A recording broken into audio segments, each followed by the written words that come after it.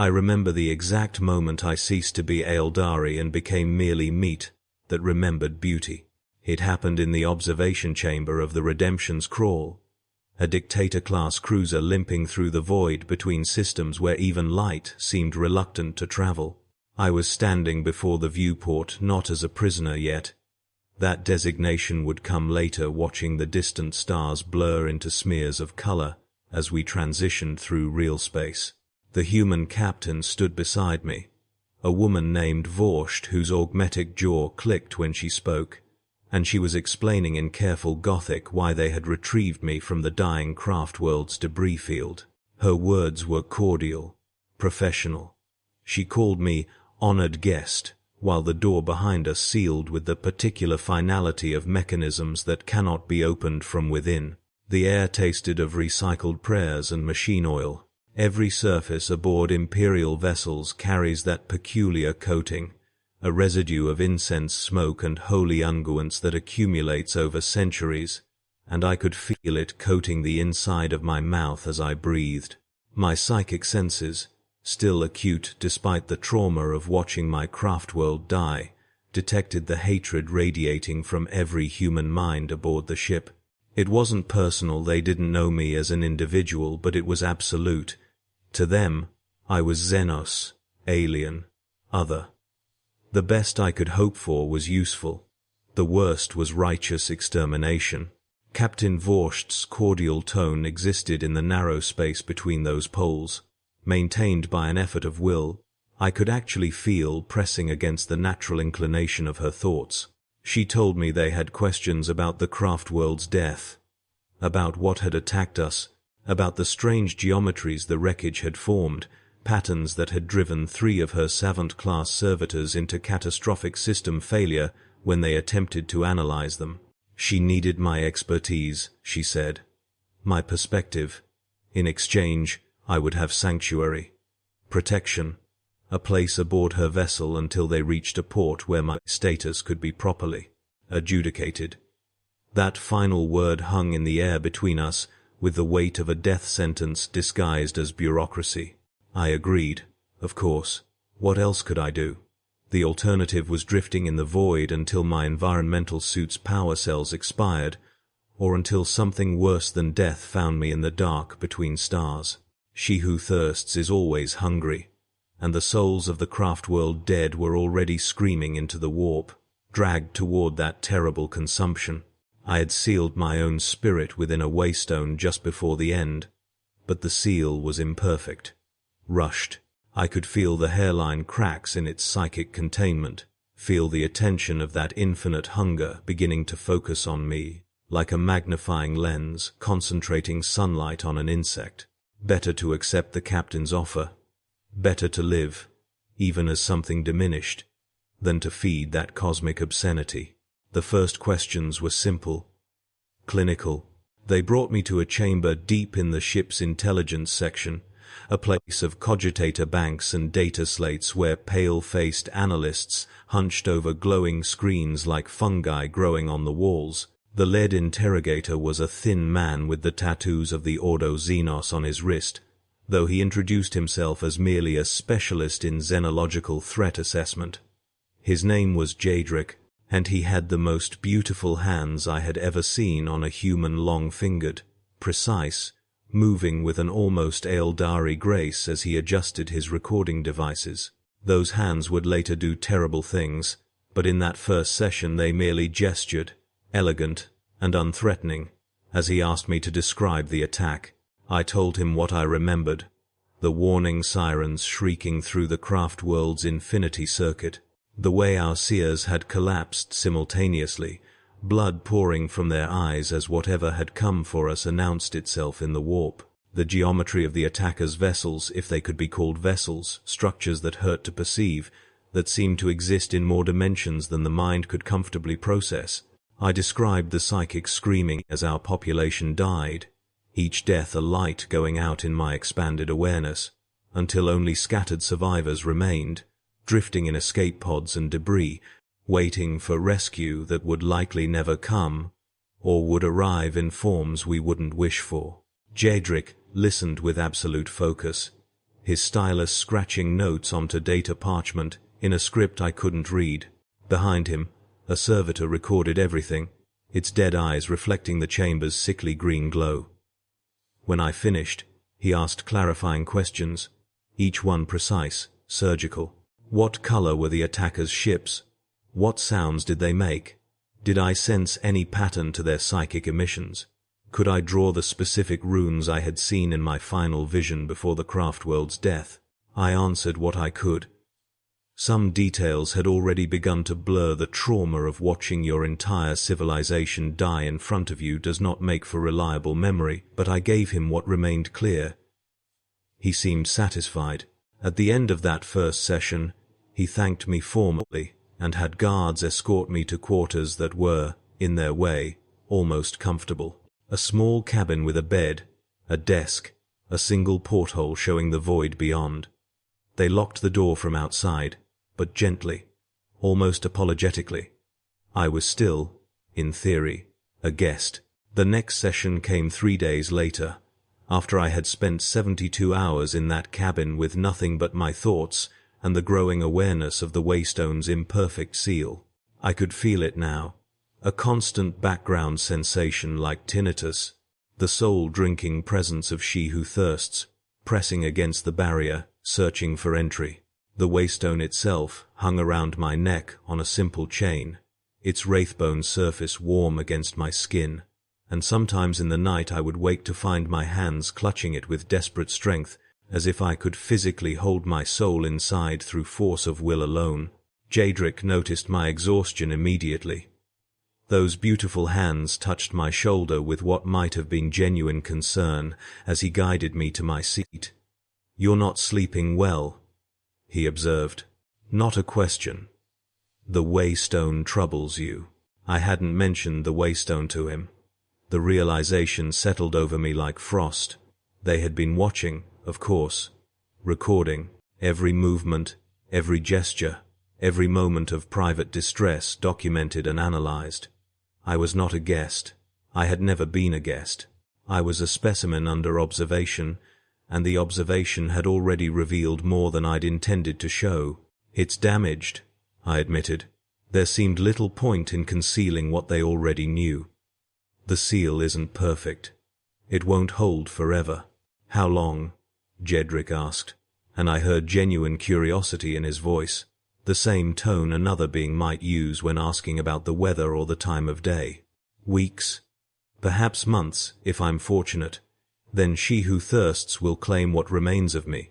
He nodded, as if I'd confirmed a theory. "And you fear this?" The question was absurd. Of course I feared it. The Eldari's greatest terror is that final consumption, the eternal torment of having one's soul devoured by the darkness our ancestors created. We build our entire civilization around avoiding that fate, and now I felt it approaching with the inevitability of a tide coming in, each wave bringing it closer to my feet. But Jedrick was watching me with those intelligent eyes, and I understood that this wasn't about my fear. It was about measuring it, quantifying it, understanding how much leverage that fear gave them. "Yes," I said simply. "Then we should work quickly," he replied, and his smile was almost kind. The sessions intensified after that. Every day, sometimes twice a day, they would bring me to the interrogation chamber. The questions grew more specific, more technical. They wanted to know about Craftworld defenses, about psychic resonance patterns, about the specific configurations of wraithbone that allowed our ships to navigate the webway. I answered some questions, refused others. Jedrick never pressed. When I declined to answer, he would simply nod and move to another topic, his stylus never stopping its constant scratching. The servitor behind him recorded everything, and gradually I became aware of other servitors in the shadows of the chamber, their dead eyes all fixed on me, their augmetic implants whirring softly as they processed information I couldn't perceive. I asked once what they were recording. Jedrick's smile widened slightly. "Everything," he said. "Your words, obviously, but also your heart rate, skin temperature, pupil dilation, hormonal signatures, in your exhalations. We're learning to read you, you see. Every micro-expression, every physiological response. You're helping us understand how the Aeldari think, how you react to stress, what topics cause discomfort. It's quite fascinating, really. Your species is so much more expressive than you probably realize. The implications of that settled into my bones like cold water. They weren't just questioning me. They were dissecting my responses, building a profile, creating a template that could be applied to other Aeldari they encountered. I was becoming a key that would help the Imperium unlock the mysteries of my entire species. Every answer I gave, even every refusal, taught them something valuable. The interrogation itself was the real information, not the specific details I provided. I stopped cooperating after that. For 3 sessions, I sat in silence, refusing to answer anything. Jahedric seemed unbothered. He asked his questions anyway, recording my lack of response with the same methodical care. On the 4th day, Captain Vorsht came to my cabin personally. Her augmetic jaw clicked as she spoke, the sound echoing off the metal walls. "You're being unwise," she said without preamble. "Specialist Jadric is patient, but his patience has limits. More importantly, my protection of you has conditions. If you're not useful, you become merely a liability. Liabilities get spaced. Then space me," I said, surprising myself with the defiance in my voice. "It would be faster than what's coming anyway." She studied me with eyes that had seen too many void battles, too many boardings and desperate fleet actions. "The waystone," she said finally. "It's failing." "Yes, we could help with that." The words hung between us like a lure on a hook. I wanted to ignore them, wanted to maintain my dignity and refuse to engage with the obvious manipulation. But the waystone around my neck pulsed with warmth, and I could feel the cracks spreading through its psychic structure. Feel the attention of she who thirsts growing stronger with each passing hour. How much longer did I have? A week? 2? How? I heard myself ask. The Adeptus Mechanicus has techniques for reinforcing Xeno's artifacts. Experimental, certainly. Not without risk. But your alternative is certain damnation. She paused, letting that sink in. All we ask is continued cooperation. Answer Specialist Jahedric's questions. Help us understand the threat that destroyed your Craftworld. Is that really so unreasonable? It was absolutely unreasonable, of course. They were offering to briefly delay my doom in exchange for betraying everything my people had ever been. But doom delayed is still time lived, and I had seen what awaited me in the warp.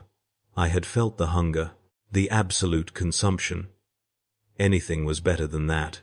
"I'll cooperate," I whispered. Captain Vorsht nodded, satisfied. "The Mechanicus Adepts will arrive tomorrow. Specialist Jadric will resume sessions the day after. I'm pleased we could reach this understanding." She left, and I sat alone in my cabin, clutching the waystone and hating myself. The Mechanicus Adept who arrived was more machine than human, his body a baroque collection of augmetics and sacred technologies that clicked and whirred with each movement. He introduced himself through a vox grill as Magos Xeng, specialist in xenotechnological artifacts, and assured me in binaric accented Gothic that the procedure would be relatively painless and only moderately likely to result in catastrophic psychic backlash. His bedside manner needed work. They brought me to the ship's tech cathedral, a vast chamber filled with the sounds of chanting servitors and the smell of blessed oils. The waystone was taken from my neck.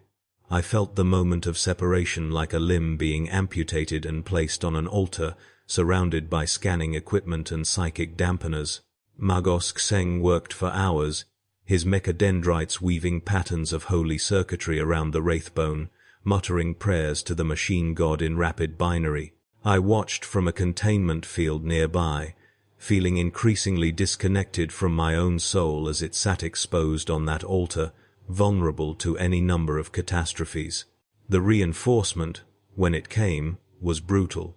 Sheng used techniques I didn't understand, forcing strands of blessed silver through the waystone's crystalline structure, binding the cracks with materials that burned with their own holy light.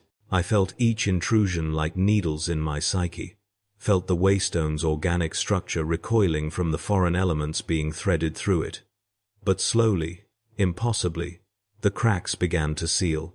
The attention of she who thirsts faded to a distant pressure instead of an immediate threat. When Sheng finally returned the waystone to me, I could feel the difference. It was heavier somehow, corrupted with foreign materials, but it would hold. For now. How long? I asked, my voice hoarse. Uncertain, Zheng replied. The Xeno's soul crystal has been reinforced with techno-arcane binding protocols, but the fundamental material incompatibility creates inevitable degradation vectors. Estimate 6 to 18 months before critical structural failure recurs. Recommend periodic reinforcement treatments at 4-month intervals. 6 months, maybe 18. Not forever, but not the imminent doom I had been facing, and all it required was continued betrayal of my people every 4 months, letting these machines invade my soul's housing again and again, feeling myself become something less than Aeldari with each iteration. I returned to the interrogation sessions with a numb acceptance.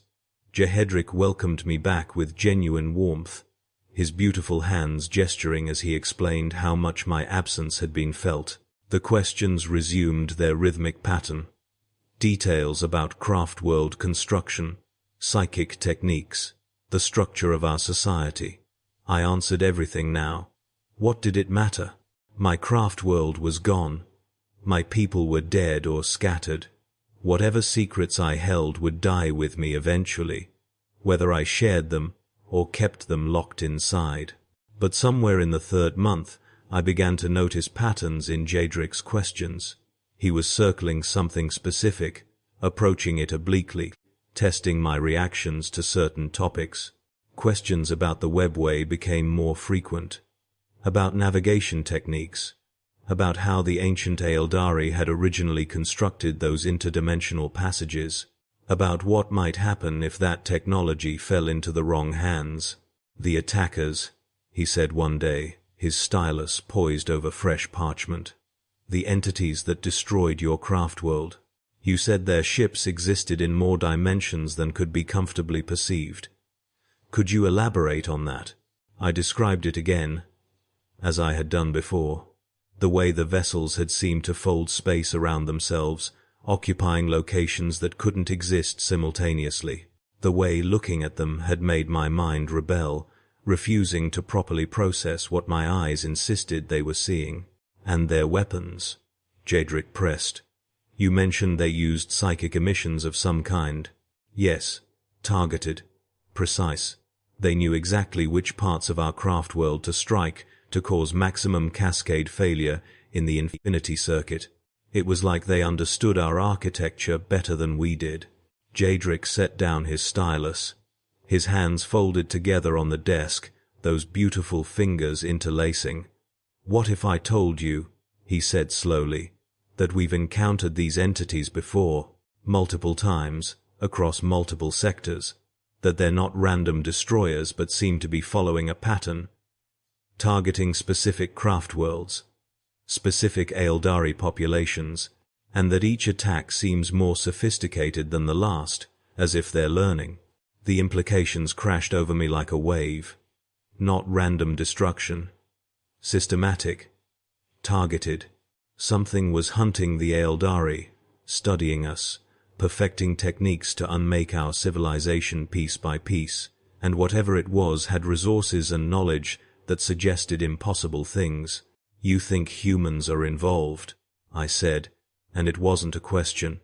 I think, Jehedric replied carefully, that someone with access to Imperial resources and xenological data has been sharing information, building these attackers, feeding them intelligence about Aeldari weaknesses, And I think the information they're using came from sources very much like you, previous guests who cooperated with previous interrogations, who shared their knowledge in exchange for temporary safety. The horror of it settled into my chest like ice. Every answer I'd given, every detail about Craftworld defenses and psychic techniques, all of it was being compiled, analyzed, weaponized against my own people. I wasn't just betraying the dead, I was arming their killers.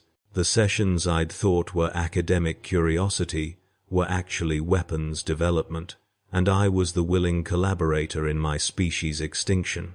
Why tell me this? My voice came out as a whisper. Jadric's smile was gentle, almost sad. Because you needed to understand what's at stake, and because I need your help identifying who's behind it. Somewhere in the Imperium's vast bureaucracy, someone is committing the deepest treason, using our own intelligence apparatus to build weapons that threaten not just the Eldari but potentially humanity itself. These entities they're creating don't discriminate. Once they're finished with your people, they'll turn on ours. I need you to help me find them before that happens. It was elegant, I had to admit. A perfect trap wrapped in a noble cause. He was offering me redemption through further betrayal, a chance to feel like a hero while continuing to provide exactly the information he wanted. Whether his story was true or merely a manipulation technique didn't matter. The result would be the same.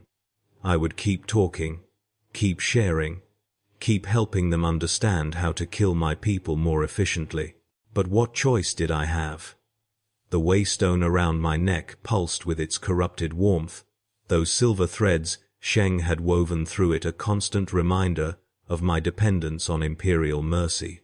I was trapped between immediate doom and eventual doom, and the only path forward was through cooperation. What do you need? I asked. Everything, Jedrick said. Every detail you can remember about the attack.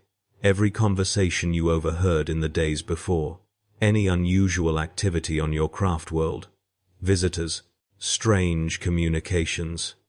Anything that seemed out of place. Someone knew when and where to strike. Someone provided that intelligence. I need you to help me figure out who, so I told him. I described the weeks before the attack, the increasing sense of unease among our seers, the way certain families had departed on unexplained journeys just days before the disaster. I mentioned the human rogue trader who had visited our Craftworld a month earlier, ostensibly to trade for a minor artifact, but who had seemed far too interested in our defensive systems.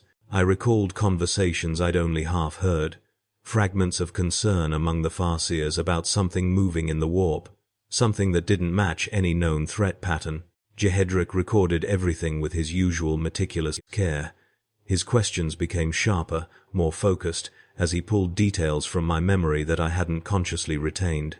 What had the rogue trader looked like? What house did they represent? Had any of our people seemed particularly eager to interact with them? Were there any Eldari aboard our Craftworld who had returned from extended absences shortly before the attack? The sessions stretched longer, sometimes running 6 or 7 hours. They brought me food I couldn't quite digest, and stimulants that made my head pound but kept me conscious and focused. The servitors multiplied in the shadows, their augmetic eyes all fixed on me, recording the tiniest details of my expression and body language. I was being thoroughly mapped, completely analyzed, turned into data that would outlive me by centuries. 4 months after my arrival, Magos Xeng returned to reinforce the waystone again. The procedure was more painful this time. The first reinforcements had created scar tissue in the Wraithbone's psychic structure, and forcing new threads through required breaking those seals open. I screamed during parts of it, unable to help myself, feeling my soul exposed and violated by holy machinery. But it held. The waystone sealed again. Those silver threads multiplied into an intricate web that was increasingly more Imperial technology than Aeldari craft. I was becoming a hybrid thing, neither fully of my people nor fully of theirs, something in between, something new and terrible.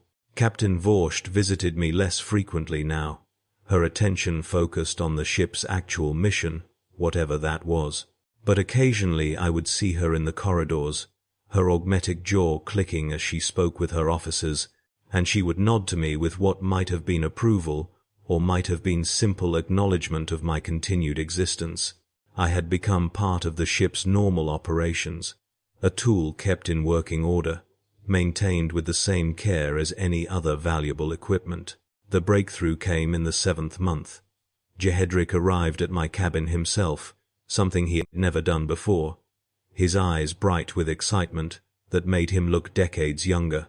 "We found them," he said without preamble. "The source, a cell within the Adeptus Mechanicus, of all things. Rogue tech priests who've been stealing xenological data for decades, using it to build weapons they can sell to the highest bidder. The entities that destroyed your Craftworld were just one product in an extensive catalogue of horrors they've created." I should have felt something. Relief, vindication, but there was only emptiness. And what happens now? Antagen, now we purge them. The Inquisition is already moving. The rogue Mechanicus cell will be eliminated, their research destroyed, their weapons dismantled. You helped save countless lives today, both human and Aeldari. You should be proud, proud. The words seemed to come from a different language, a different universe. I looked at Jehedric's excited face, at those beautiful hands gesturing as he explained the tactical details of the operation, and I felt nothing but a vast hollowness where my soul used to be. "What happens to me?" I asked. His smile faltered slightly. "You remain valuable. There are other threats, other questions. We'll need your expertise for forever." I interrupted. "You'll need me forever. Every 4 months, Sheng reinforces the waystone. Every day, you extract more knowledge. I become more dependent, more complicit, more useful. And it never ends until the waystone finally fails despite your best efforts, or until I've given you absolutely everything and become redundant." Jehedric had the grace to look uncomfortable. "It's not like that. It's exactly like that. I'm a resource, a tool, and tools get used until they break." He opened his mouth to argue, then closed it. What could he say? We both knew the truth. I was trapped in a cycle of survival through collaboration, each day purchased at the cost of further betrayal. The only question was how long it would last.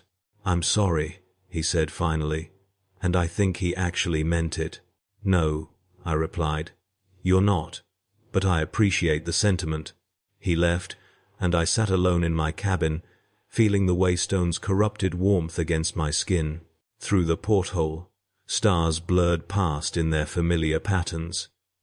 And I wondered how many of my people were still out there, drifting in the void, waiting for rescue that would come in forms they couldn't predict. How many would end up like me, preserved in amber, kept alive through imperial generosity that demanded everything in return.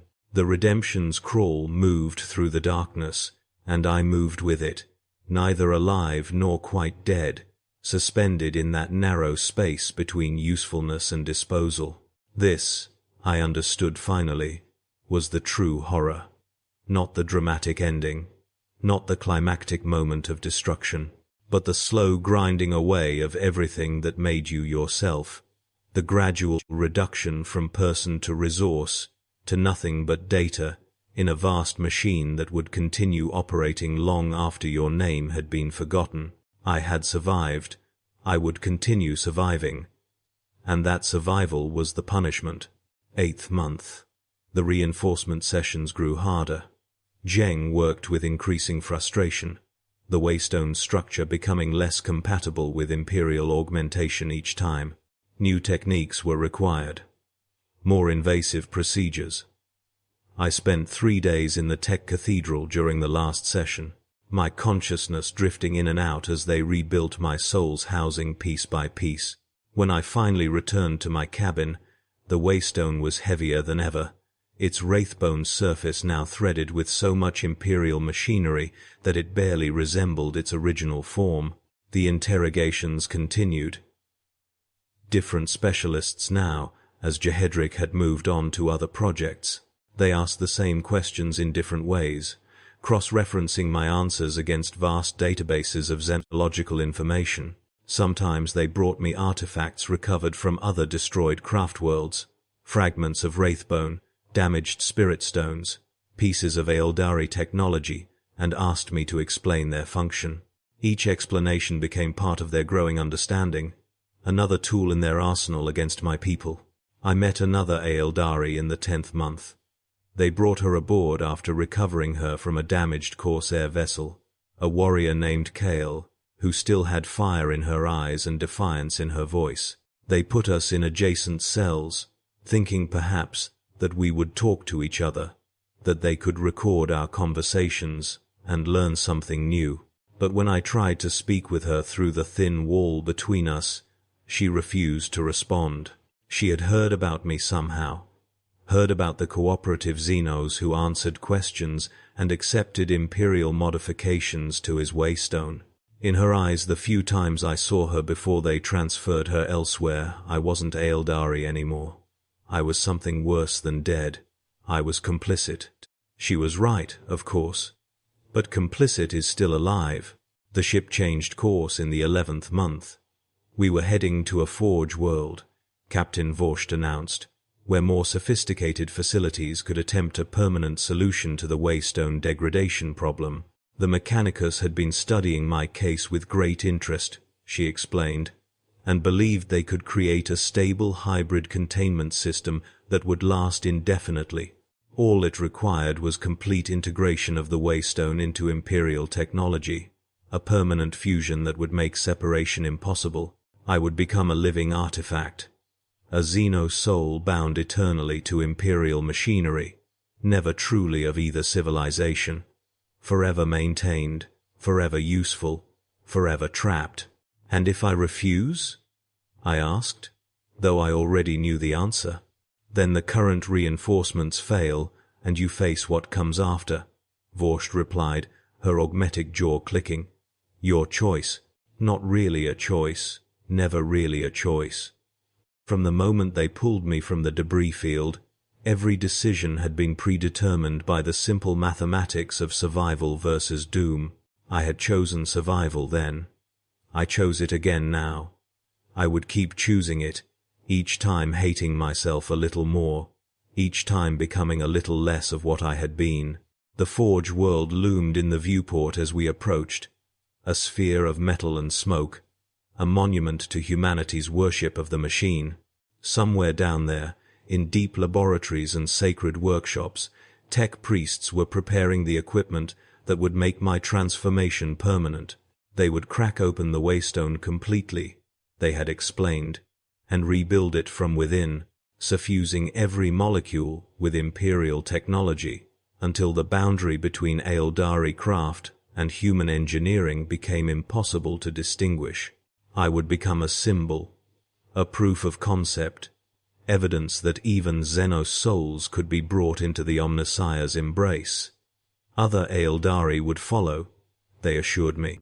This was just the beginning, a template for processing my entire species, one waystone at a time, until we were all bound to Imperial mercy, all kept alive through technologies we didn't understand, all dependent on their goodwill and continued maintenance.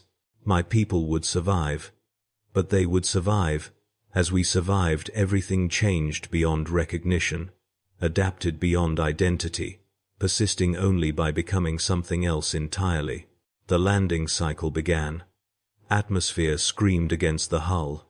Through my porthole, I watched the forge world's surface resolve into detail, vast manufactorums and chimney stacks, rivers of molten metal, and lakes of industrial slag. This would be my new home, my permanent home, the place where I would spend whatever time remained, answering questions and providing expertise, and slowly forgetting what it meant to be Aeldari.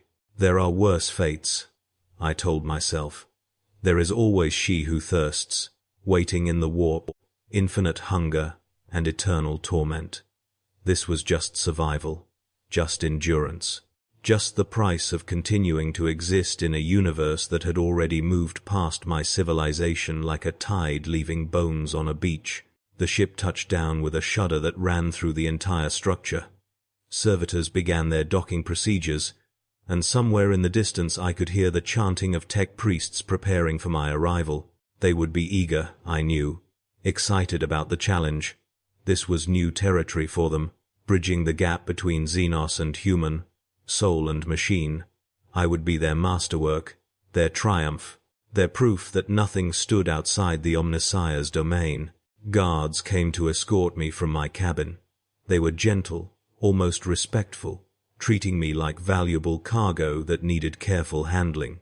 We moved through the ship's corridors one last time, past crew members who had grown familiar with my presence, past servitors whose dead eyes tracked my movement with their usual inhuman focus.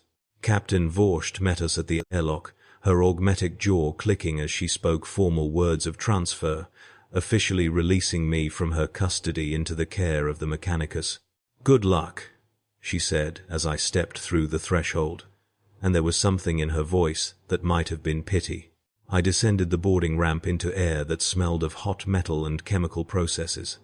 The Forge World's heat washed over me immediately, oppressive and inescapable. A delegation of tech priests waited at the bottom, their robes marked with sigils I didn't recognize, their augmetics whirring softly in the wind that blew between the massive structures surrounding us. At their center stood a figure more machine than any I had seen before, a Magos whose body had been so extensively modified that almost nothing remained of the original biological form. "Welcome," it said through a vox grill that turned the word into a metallic chorus. "We have been preparing for your arrival. The integration chambers are ready. The blessed technologies have been consecrated.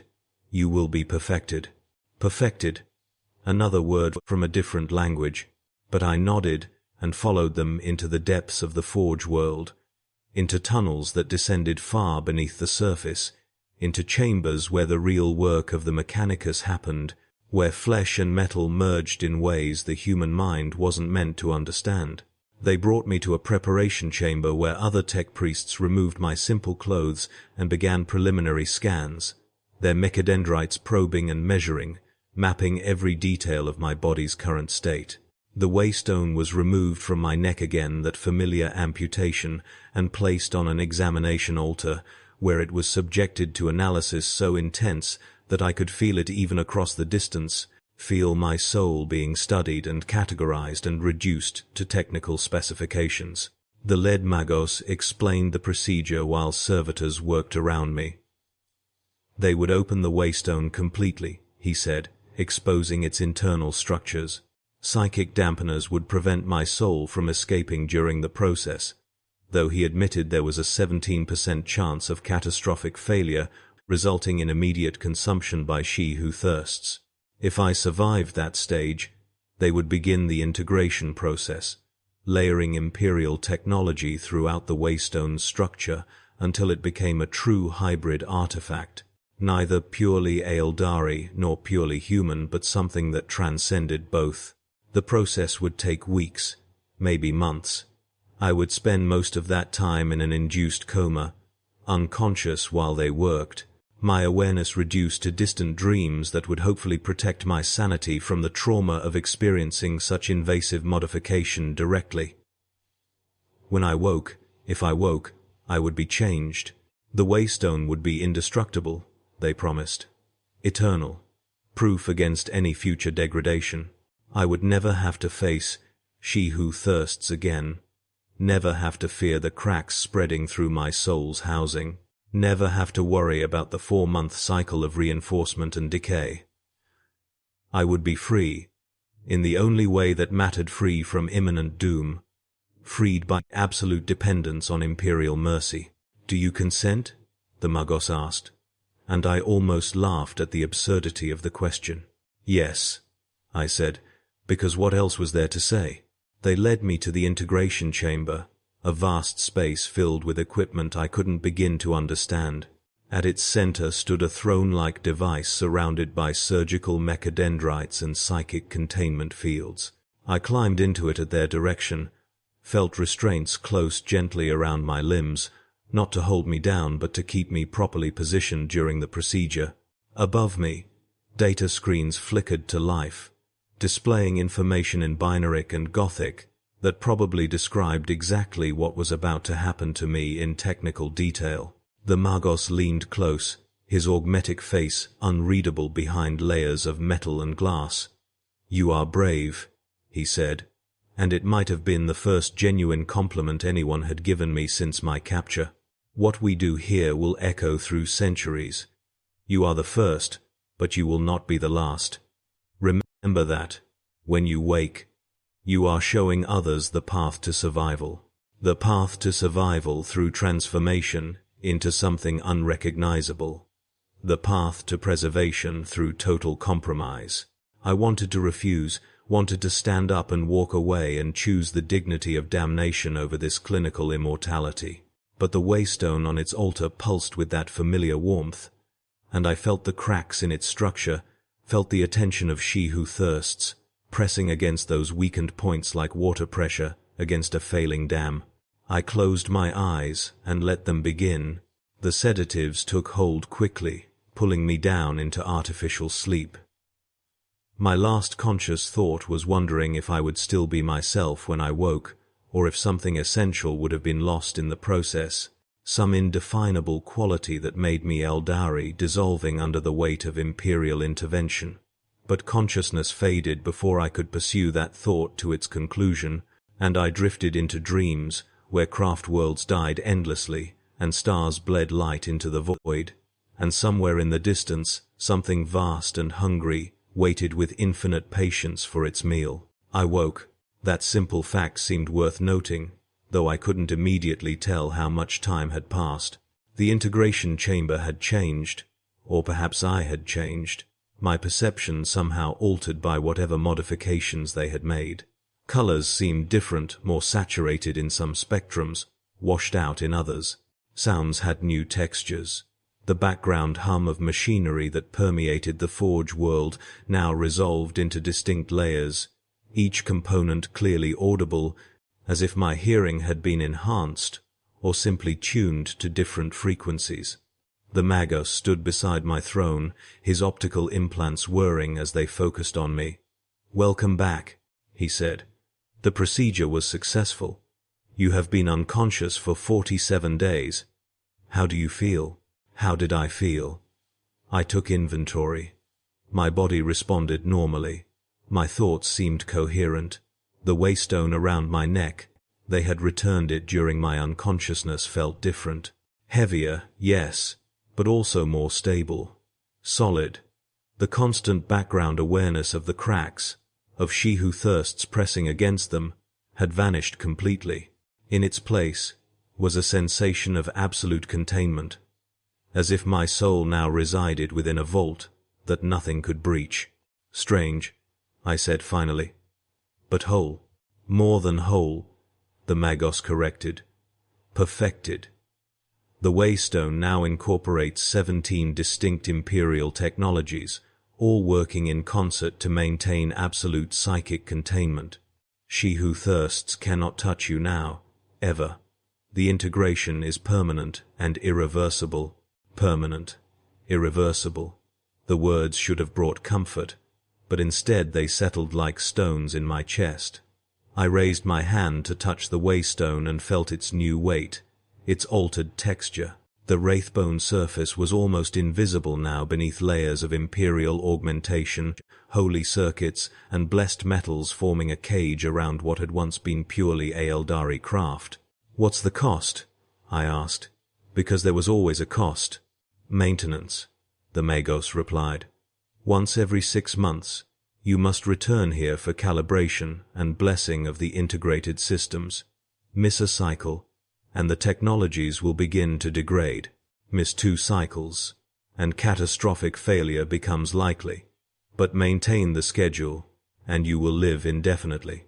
Of course, the leash simply had a longer length now, but it was still a leash. Freedom through dependence, survival through submission to Imperial schedules and Imperial mercy. I would spend the rest of my existence traveling back to this forge world every 6 months, each time reinforcing the systems that kept me alive, each time becoming more entangled in the Mechanicus's web of obligation and control. And in exchange? I asked. You continue to serve. We have many questions still. Many projects that would benefit from your expertise. You are an investment. You understand. A significant one. We expect returns. There it was, the explicit acknowledgement of what I had always been. A resource to be exploited. At least they were honest about it. No more pretense of being a guest or a voluntary consultant, just an asset that required maintenance, kept functional because its output justified the expense. I understand, I said, and I did. I understood perfectly. This was my life now, my eternal life, kept in perpetual motion by the need to maintain the very systems that imprisoned me. I would answer questions forever, provide expertise forever, travel between stars and forge worlds, always returning for my appointed maintenance, always valuable enough to preserve, but never quite trusted enough to truly liberate. The Mechanicus released me after another week of observation and testing. They provided me with quarters on the forge world, a small chamber deep in the complex, far from natural light or normal human habitation, and began bringing me their questions, different specialists than I had worked with on the ship. But the pattern was familiar. What did I know about this? How did that work? Could I explain these symbols? Verify these translations? Assess this piece of recovered technology? I answered everything. What did it matter now? I was already compromised beyond recovery. My soul lived in an Imperial cage. My existence depended on Imperial mercy. Whatever secrets I held were already being extracted by analysis of my every word and gesture. Resistance was pointless. Cooperation at least made the time pass more smoothly. Months blurred into a year. The first maintenance cycle came and went. The Mechanicus tech priests, working with practiced efficiency, to calibrate and bless the Waystone's integrated systems. I felt no different afterward, but they assured me the work was essential, the technologies requiring constant attention to remain functional. I believed them. I had no choice but to believe them. Other Aeldari arrived on the Forge world during my second year. 3 of them recovered from various disasters, each facing the same choice I had faced: integration or damnation. They looked at me with something between horror and hope. This strange hybrid creature that proved survival was possible while simultaneously demonstrating what survival cost. 1 accepted the procedure. 2 chose to face she who thirsts, rather than become what I had become. I never learned if their courage or my cowardice was the correct choice. By the 3rd year, I had become an established fixture of the Forge world's operations. The Mechanicus brought me increasingly complex problems, trusting my analysis on matters of xenological significance. I helped them decode ancient Aeldari texts, explained the function of recovered Wraithbone technologies, provided insight into psychic techniques that human psychers might adapt. Each contribution made me more valuable. Each contribution ensured my continued maintenance and survival. I tried not to think about what was being done with the information I provided, tried not to imagine the weapons being developed, the defenses being designed, the systematic dismantling of Aeldari civilization that my expertise enabled. It was easier to focus on immediate tasks, on the technical challenges presented, on maintaining the careful detachment that let me function without confronting the magnitude of my betrayal. But sometimes, in the darkness of my chamber, the weight of it would crash over me like a wave. I was helping destroy my own people. Not directly, perhaps not even knowingly in most cases, but the pattern was clear. Every answer I gave fed into a vast imperial machine dedicated to human supremacy and xenos extinction. My survival was purchased with my species' blood, and no amount of rationalization could wash that truth away. The 5th year brought a new development. The Mechanicus announced they were establishing a formal program for Aeldari integration. Building on the success of my case, they would actively seek out survivors from destroyed Craftworlds, offering them the same choice I had been given: integration or doom. A whole department was being created to manage these cases, with me as the primary consultant and example. I would help process my own people into imperial servitude, train tech priests in the procedures, assist with the inevitable complications, become the face of surrender, the proof that collaboration was possible and preferable to the alternative. You should be proud, Margosex, Sheng told me during my 6-month maintenance. You're saving lives, preserving your species in the only way that matters, keeping them alive. Alive as what, though? As collaborators and prisoners, as souls bound forever to imperial machinery, as creatures who had given up everything that made them Eldari in exchange for mere continuity of existence. Was that really preservation, or just a different kind of extinction? But I nodded and accepted the compliment, because I had no energy left for resistance. Surviving took everything I had. Maintaining the careful numbness that let me function consumed all my remaining strength. There was nothing left over for the luxury of conscience. The 10th year arrived with little fanfare. I had become routine, another piece of equipment in the Forge World's vast inventory, regularly maintained and consistently productive. My expertise was cited in imperial technical manuals, my contributions noted in official reports. I was succeeding, by any reasonable measure, thriving, even, and I had never been more empty. The waystone around my neck pulsed with its steady rhythm, those imperial technologies humming their eternal song of containment and control. My soul was perfectly preserved, absolutely protected, comprehensively imprisoned. I would live forever, they assured me. The integration was stable. The maintenance protocols were proven. Barring catastrophic accident, I could exist for millennia, always useful, always valuable, always answering questions and processing the survivors, and helping reduce my species to manageable, controllable, properly supervised remnants. This was victory. This was what I had chosen. Survival at any cost. And the cost turned out to be everything. I stand now in my chamber, a decade into my new existence, and I look at my reflection in the small mirror the Mechanicus provided. The face that looks back is still recognizably Aeldari elongated features, sharp eyes, the essential structure unchanged.